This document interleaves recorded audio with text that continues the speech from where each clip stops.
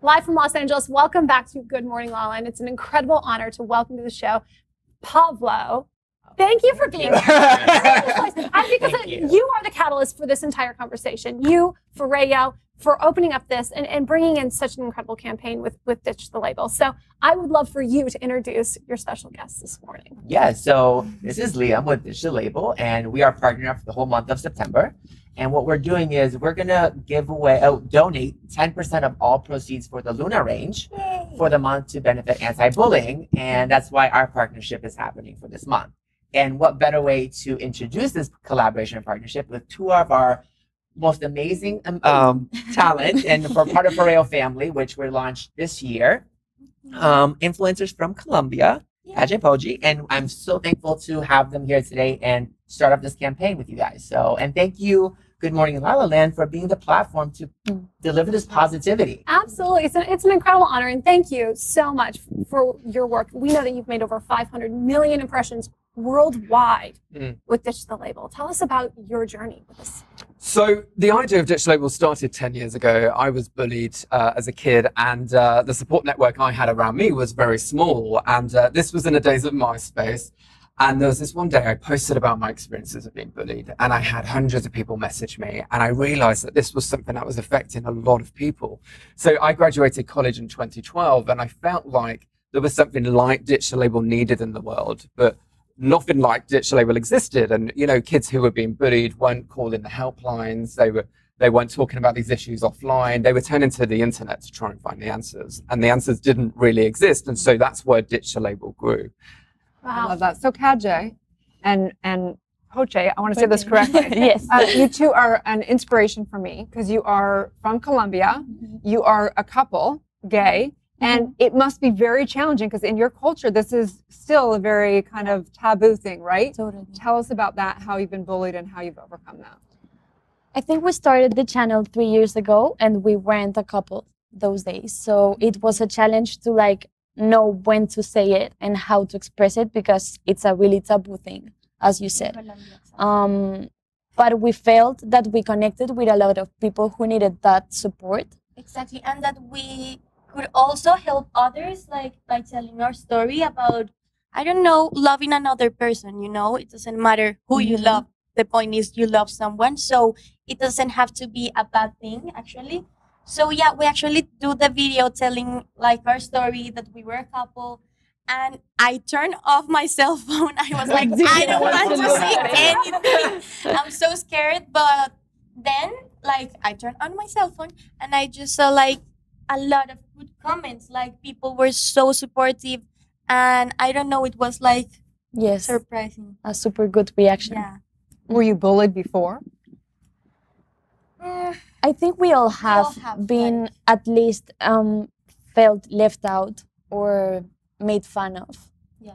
But we've seen worst cases than what we have experienced, at least. So why did you want to get involved with Ditch the Label then? What was that for you? For example, there's a case in Colombia of a boy called Sergio that he was bullied because he was gay, and he committed suicide, like in the biggest mall of Bogota.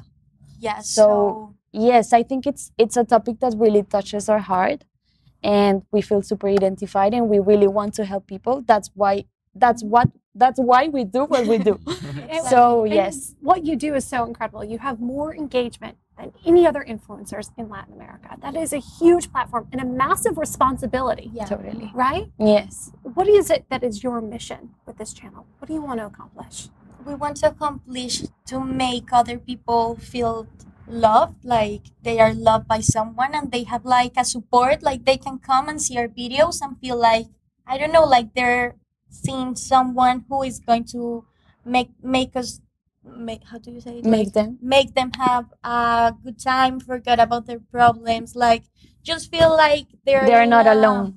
They're not alone, and they're like in a safe place, like they're just gonna be like happy with us. I don't know. Yeah. So Liam, I have a question for you. So if somebody's out there and they're either being bullied or they're witnessing someone being bullied, you know, obviously to just energize it online and you know, it just blows up in kind of a negative way. Where is that place when we should say enough? Like, what can we do? How can we take action? Yeah, I think bullying in itself is completely subjective. So we might all have a completely different definition of what bullying is. I think first and foremost, it's super important that people know the reason they've been bullied is not because of anything unique about them. It's not because of their sexuality or the color of their skin or a disability. It's because the person who's actually doing the bullying has their own issues. And we've done a lot of research. So we know that people who, and particularly who troll online, quite often there's stress and trauma going on offline. They're not feeling good about themselves. I mean, when we look at girls in particular, they're far more likely to experience appearance-based bullying. And that's because girls are raised in a culture that says how you look is so important. It's a massive element of who you are. And so inevitably, it raises a generation of young girls who have low self-esteem and project that onto other girls. And so there's always a root issue. And I think knowing that is actually a really empowering message. But I would say if you feel like you're being bullied, you most probably are. And I think the internet really does change the dynamics. I mean, in some respects, it's great because it connects people together with communities of people who are like them for advice and support. But in other ways, I think the internet does dehumanize us, and it does make it easier to perpetrate abuse without actually kind of considering that you're talking to a real person with real feelings. So I think the internet really does change things quite a lot. So true. What should a person do if they're being bullied? Obviously, reach out to other people that can be helpful, but what would you recommend they do? I think firstly, know that it's not because of you. Secondly, it's super important to talk about these issues. We know that half of those who get bullied don't talk about it because they're embarrassed. Ditch the label. We have online support mentors you can speak to. We've got hundreds of support guides. It is a really fantastic resource.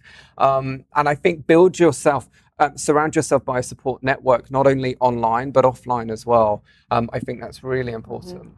Yeah. So I'm curious to know how you guys handle when you're on social media and you get a negative comment, because I used to get some negative comments here and there, and I noticed something. When I would respond or resist it, it would fuel that fire and they would do more, versus when I would just send them love or not ignore it, and it just would fizzle out. So how do you deal with that? We know that if we want to search for a bad comment, we're going to find it. Exactly. So sometimes we choose not to see the comments. It's better that way.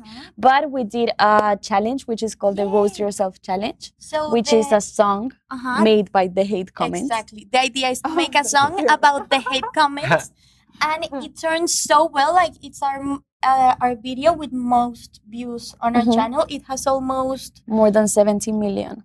views, and it's just like making fun of ourselves, like with the bad comments people leave us. Like, so yeah, the moment we made that, like that challenge, the Roast Yourself Challenge, we actually start receiving less hate comments because totally. they understand, like, we actually don't care. Like, you have to develop that thick skin. So That we silence. And that's what we want to teach our audience. Every time you respond any hate comment, people are going to, because they see like you're hurt, they want to hurt you more, because people are like, Did you always have this thick skin though, girls? No. At first we cried. We felt, yes, it really affected at first, but then we learned how to ignore them. How bad is that though? You've got to develop a thick skin to use the internet and to be influential. That's horrific. And that's normalized within culture. Like, we kind of think that's, you just have to do that. And nobody should have to do that. Totally. It's super sad to know that it's normal to at least receive 10 hate comments a day. Don't you think it's really in some weird way a blessing that we have to get more in source and more grounded within ourselves? It's like the universe and the world is constantly driving us to find that place, and it's getting magnified with social media. And in some ways, it's awful, and yet it's a blessing because it demands us to get to that place. I love that point, Erin. I completely agree. It's like everything that's happening right now, that's been happening forever, is sort of leading everyone back to themselves and realizing that the source of true love is always within you, and that your job is to love you and nobody else's, because everybody else will disappoint you in that way. Right. And so I do love that you guys are all perfect representatives of that self-love. How did you get there personally? How did you get to the place where, if we won't call it sort of developing thick skin, maybe at least developing a deep sense of self-love within? What was most helpful? I think also it has to do with a lot of vulnerability. I think you have to be able to, even with hate comments, like you mentioned, once you did that song, it changes the perception of how people are, or the haters, or whatever you want to call it. and I hate using the term haters because you never know their story. Like you mentioned, they probably are going through the same thing, and they just don't know how to break the cycle. And one of the things right now is that we use different filters to live our daily lives, and it's good. You have to sometimes, because you have a business side, you have a personal side, a fun side, a boring side. We have all those different aspects, but it's good to sometimes showcase the sad side, like the real side of you on social media. I posted a video crying last night. It was just like, it just, you have those emotions, people don't do it. And it's always thinking it's this wonderful bubble, and it's not. And you have to show those different aspects of who you are, because then people get to know you, and make them feel comfortable, because you'll be surprised how many times people don't, like when people commit suicide. I had a friend who committed suicide this week, and you think of, well, if that person reached out and if this does, but then we don't make a platform, we don't make it acceptable to say something that's when you're not okay, to post about something that you're not doing well. We always want to see your glitz and your glamour, but we never open up to be like, show us that you're not doing well. Because then we always like, I wish I knew. But then you have to make that platform. You have to build that place where people are safe enough to express that. You know what, though? We all have this fear of showing vulnerability online, and that's really problematic, because if you've got a 13-year-old kid who's following super inspirational people on Instagram, they benchmark. I mean, we all benchmark. And inevitably, you close the app and suddenly you're not as attractive, or your lifestyle isn't as glamorous. And they don't often realize that we all augment everything online. We show the good and we filter out the bad. And if you're a 13-year-old vulnerable kid and you don't necessarily know that, that has a real impact on mental health. Totally. But I want to have a conversation about the fact that there are choices I make to not show some of the negative things or some of the things I'm struggling with, because I'm trying so desperately just to focus on the positive. I don't want to draw attention to it, not because I'm ashamed of it or I'm afraid of sharing with that, because my life isn't perfect, but I want to focus so much on the positive. And I think that is part of There's a balance. And like with everything else, it's like we obviously focus on the positive, or take your, so to speak, negative or downside and make it into a positive. Because I think if you showcase it, how you transition from that dark spot or that, those dark days to the light, I think it also gives a different perspective of it. Totally. We recently did a video about that specific topic, and we tend to show the best of us and the best outfits and the best days, but we did a tag about those things people don't see about us. So we talked about I struggled with anxiety, and you have also your struggles. So we talk about it so people know that we are not always perfect, because I think social media can be that place where you just frustrate with yourself, especially Instagram, because Instagram is so, I love Instagram, but it is like so inspirational sometimes that you like have to, oh my God, I have to go to the gym, I have to do Talk this. about anxiety coming up. So I don't know, I think it's cool. We love to use Twitter, and we love to use Twitter sometimes just to connect more with people, to show them that we are also humans. Like sometimes we have bad days, and that's okay to feel bad some days. Or sometimes you're going to be just super happy. Like, it's fine to be okay, to not be okay, and it's cool to show that process where you get to be okay. So yeah, we like to be have that balance where we show the great stuff, but also when we are not having the best day, I don't know, we also like to share that. I love that. I think that's a great definition for self-love. It really is embracing all of who you are, and also recognizing that all of the things that we think we are not. We're something beyond that, above that, greater than that. That's sort of indestructible, it's immovable, unshakable. We call it spiritual energy, or we can call it love. But that ultimately all paths lead back to God and lead back to love. So, we've all been through the experience of being bullied, and then eventually you get fed up with that, and then you find self-love, or not being bullied at all, but you just rest always, or started from self-love. And so it doesn't matter, it's a great, interesting conversation, I think. And at the end of the day, the beautiful thing about it is that it all leads us back to a place of recognizing how important self-love really is. And that's important to me also on another level, is because now with how social media is taking over, is we also bully ourselves. We look at it and it's like, I know what I see is fake, but you can't make that connection. And sometimes, and you're so hard on yourself, and you know your biggest weaknesses, you know your biggest insecurities. So when I was saying being vulnerable, I feel like you kind of acknowledge that, so you don't hold anything against yourself, because you are your your biggest enemy sometimes and your worst critic. And when you lead it back to that self-love, I think it comes from the root. By far. And it really ties in well. So just a last question for you ladies. What would you say to somebody out there that is being bullied? They're gay, and they've not found that strength to know that they're really, truly, their birthright is to love anybody on this planet. What would you want to tell them? I don't know. I would tell them to love themselves, because someday they will find that happiness and that freedom they are looking for. And that they are not alone. Like sometimes you think you're gonna be so alone. You're like, no one is like you. And there's actually a lot of people who go through the same stuff and that feel the same. So I don't know. I think you just have to open up and first, like, be honest with yourself and understand that it's okay to be who you are and that who you are is perfect and you don't have to change a thing because other people want to. So yeah, like, I don't know, embrace yourself and search maybe for, I don't know, I love YouTube because YouTube helped me so much when I was like thinking, I was like, oh my God, am I into girls? Am I into boys? I don't know what I like.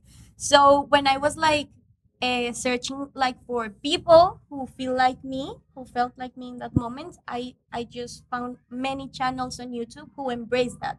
And that helped us a lot, like to give to talk about it. I love that. In the words of Vince Vaughn from Swingers, you're so money, you just don't know it.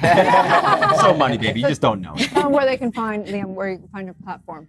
Yeah, so if you Google Ditch the Label or go to ditchthelabel.org, you can get all the help and the support that you could possibly ever need. Thank you so much, all you guys, for all of your work for the world. Really appreciate it. Yeah. Yeah, and Pablo, tell people where they can get the Luna so they can give back to Ditch the Label. Yes, they can tune into our social media today. Liam here will do a Q&A with all the information that's needed. And for this month, any sales for the Luna line 10% will go to Ditch the Label. So we're really, really excited to do Wow. Amazing. I was obsessed with today and go to Fareo, at Fareo on IG, and you'll find all the information you guys need. Thank you so Love it. much. Thank you so I was much. obsessed with Fareo before. Even more obsessed. Beauty for life. We are Good Morning La La Land, America's first live streaming daily talk show, coming to you Monday through Friday at 9 a.m.